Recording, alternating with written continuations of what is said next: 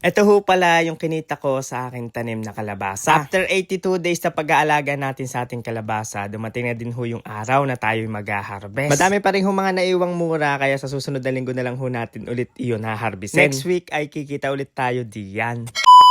Hi mga troops, magandang buhay! Tara, samahan niyo ho ako sa akin buhay probinsya. At ito na nga ho, dumating na yung araw na mag-harvest na ulit tayo ng kalabasa, pang 3 harvest natin. At kahapon nga pala ay galing tayo ng kasalan, ay saktong-sakto ay pinadalhan tayo ng ulam, kaya gagawin natin yan na yung ating kakainin para ngayon. Napadalhan din tayo ng panggoto, kaya ayan ginawa natin. Magluluto tayo ng goto. Madali ang luto lang muna mga troops. Kaya yan muna yung niluto natin, yung kalabaw ay pinaliguan na kasi yan yung maghahakot mamaya. Dini nga mga troops bago pa lang kami sumasalang diyan ay ramdam na namin yung init ng El Nino. Kaya talaga mapapasabak kami na rin sa pag-harvest. Tapos gadahagis mo na yung kalabasa sa pagkakalaki ng kalabasa ay talaga mapapagod ka diyan kakahagis. Tapos maalinsangan pa ngayon, walang gasinong hangin. Bale, ito na nga yung araw mga katrops na in-schedule natin na harvestin yung ating mga kalabasa. Sa pag-harvest talaga at pag naibenta na natin malalaman kung gaano ba kadaming binunga ng ating mga kalabasa. Di kasi namin tinitignan sa ganda ho ng bulas ng kalabasa.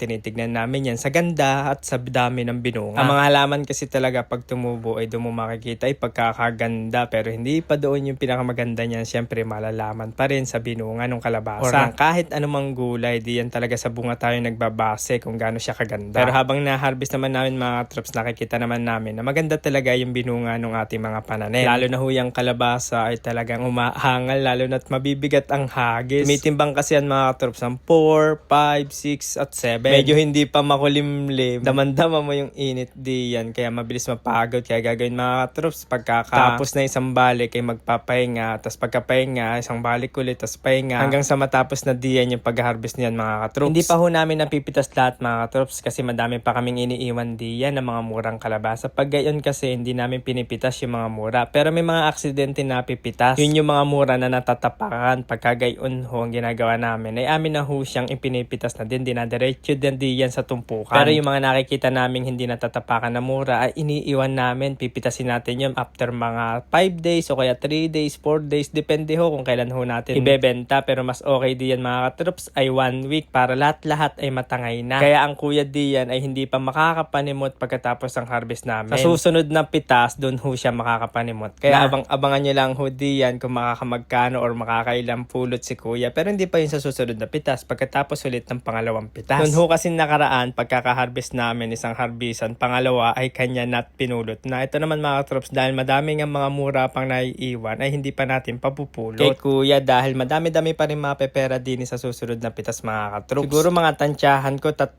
tinulada, higit din yung mga maiiwan diyan. Kaya sa susunod na pitas na lang natin malalaman. Pag nahakot na ho yung kalabasa natin mga katroops, diyan ho natin malalaman kung makakailan kilo tayo. Kahit tansyahan, alam na natin pag nahakot lalo na ho't pag kariton ho ang gamit, ay tumitimbang ho yun ng 550 kilo isang kariton. Kagandahan pa mga troops, maganda na ho yung ating mga pananim na kalabasa, maganda din ho yung binunga, sumabay pa yung ganda ng presyo ngayon, kaya malamang ay kikita tayo ng maganda ngayon mga katroops. Sa paghahalaman kasi hindi kasi talaga lahat ay kikita ka, hindi lahat ay tatama. Talagang minsan ay lugi ka o kaya balik puhunan. Puhunan lang, hindi babalik pa yung bayad sa pagod. Kaya talaga pag maganda ang presyo ng kalabasa ay talagang kikita ang mga magkakalabasa din sa amin. Pag naman mababa ay swerte mo na pag kumita ka diyan, swerte mo na din pag nabalik yung puhunan. Medyo tumaas pa nga yung puhunan ko ngayon mga katrops, gawa na hinabot talaga natin yung pinakamataas na diesel, umabot ho yun na 151 per liter na diesel na ating pinatubig diyan. Nakailang patubig tayo ay talagang tumaas yung ating puhunan. Kaya ngayon mababawi na natin yung napuhunan natin, yung mga pagod natin din ho sa ating farm, sa initan. Pagdilig pa lang ginagawa namin diyan mga troops, bali pinapatubigan na namin, inaayaan namin yung tubig na kumalat diyan sa lupa hanggang doon sa mapunta sa dulo at madilagan ho lahat ng kalabasa. Gawa ng hindi kasi umuulan din sa amin ay kailangan talaga ay matagal-tagal yung babad ng tubig sa kanilang mga lupa at makatakim ng lamig at tubig yung kanyang mga ugat. Para gumanda din ho yung kanyang mga bunga at maglakihan, kailangan ay talagang masipsip din na masarap-sarap na inumin. Ito pala yung kalabaw na gagamitin sa paghahakot ng kariton mamaya mga katroops. Bali, hindi ho akin iyan. Diyan nga yung muntik na matapakan yung itlog. Meron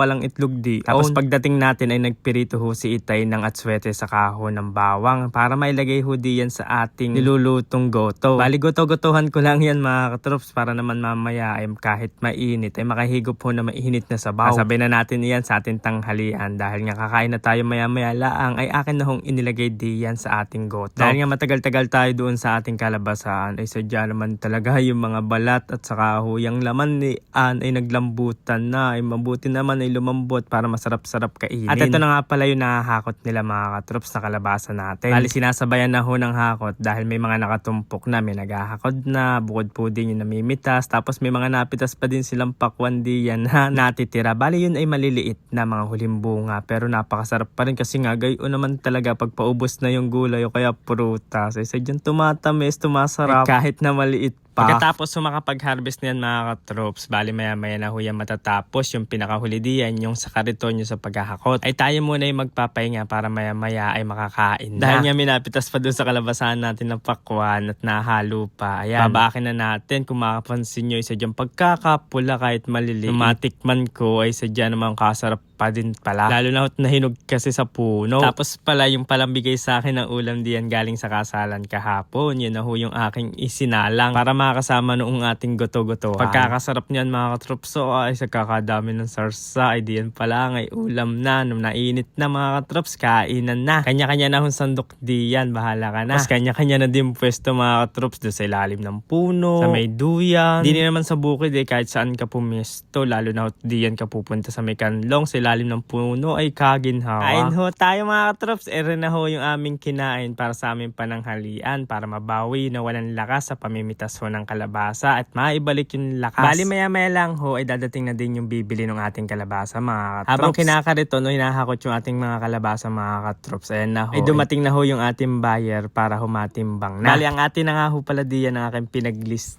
nung ating kinikilong kalabasa. 2 timbangan na din ho yung ginamit nila para mas mabilis yung timbangin. Bali gada isang timbangan, 52 ho yung kanilang tinitimbang. Bali ang lilista ho lang diyan ay 50 kilogram. Kaya sa isang timbangan ay titimbang ho yan ng 100. Gada isang angat ay 100. Para diyan ho sa 2 timbangan natin. Yan ho, titignan natin kung mapupuno natin yung truck. Sana ay mapuno natin ng laman mga katrops para naman madami-dami tayong kita mamaya na yan. Totoo pala nakakapagpalinaw ng mata yung kalabasa.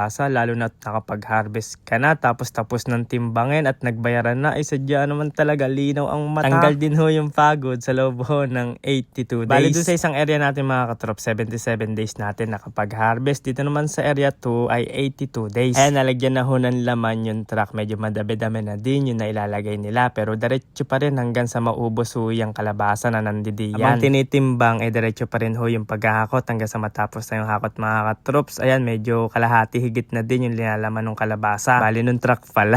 Diyan nga ho ay malapit na mapuno yung truck. Mukhang sosobra pa nga mga ating kalabasa. Mukha ho makakapagkarga pa tayo sa jeep. Bali pagtapos magtimbang diyan sa isang truck mga katrops, nagmerienda muna kami diyan ng balot, penoy, pwede rin hong chicharon. Bahala ka na kung anong gusto mong kainin diyan. Basta ako kumain ako diyan ng balot at saka isang penoy. Na makapagmerienda na ho sila yan. Napuno na natin yung isang truck. Tatakpan na din ho nila yan mga katrops para hindi naman humahangin-hanginan yung mga kalabasa para maiwasan yung pagkalaglag niyan. Pero maganda naman yung pagkakakamada at hindi ho yan malalaglag. Pagkaalis ho na isang truck mga katrops at yung mga naiwan at natira pang mga kalabasa, yun naman hong sa jeep yung ikakarga. Bali may dumating na din ho na isang jeep at ikakarga na din ho yung mga natirang kalabasa. Inumpisa na din hong ikarga. Inaabot na nga kami ng padilim diyan mga katrops. Kaya medyo binibilis-bilisan na din na ho nila ang pagkakarga niyan para hindi naman kami abutin ng sobrang gabi. Pero tiyak ko naman ay hindi naman naabutin ng sobrang gabi. Siguro saktuan sa dilim ay matatapos na ho yan. At maya-maya lang ay malalaman na natin kung makakamagkano tayo sa ating kalabasa. At bago ho talaga magdilim na, yan natapos na mga katrops. Kaya umalis na yung isang jeep. Nakalisa din ho kanina yung isang truck. Kaya naman ho magko-computan na at magbabayaran na at kung magkano yung ating kikitain ngayon sa ating kalabasa. At yan na nga ho yung pinagbayaran sa atin mga katrops. Ay akin na ho siyang bibilangin. Kung tinalaang ay puro 1K na yung ibinayad sa atin para mas mabilis bilangin. Wala madiretso ng bilang diyan gawa ng nililipad ng hangin. Kaya gayan na lang bilang ang aking ginawa. Kasarap talaga magbilang ng gayan mga katrops. Talagang ginhawa, wala lahat ng iyong pagod. Bali lahat-lahat ho nang inabot na timbang ng ating kalabasa mga katrops ay umabot ho siya ng